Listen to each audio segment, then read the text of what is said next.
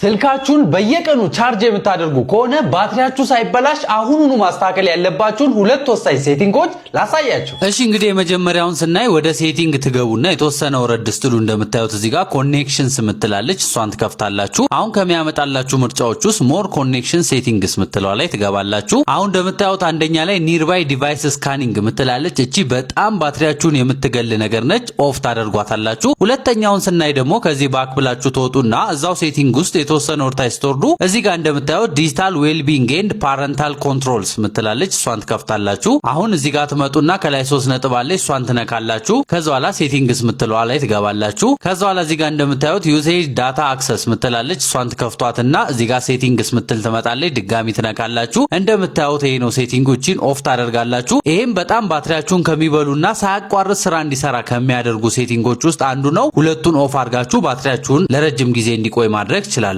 ማለት ነው። እሺ እንግዲህ ቲክቶክ ፋሚሊዎች ይሄንን ቪዲዮ ሁላችሁም እንደወደዳችሁት እርግጠኛ ነኝ። ፎሎ ማድረግ ቪዲዮንም ላይክ ማድረግ አትርሱ። ያልገባችሁ ነገር ካለ ኮሜንት ላይ ጻፉልኝ፣ የሁላችሁንም መልሳለሁ። ቀጣይ ደግሞ በሌላ ምርጥ ቪዲዮ ተመልሰን እንገናኛለን። እስከዛው ድረስ ይመቻችሁ።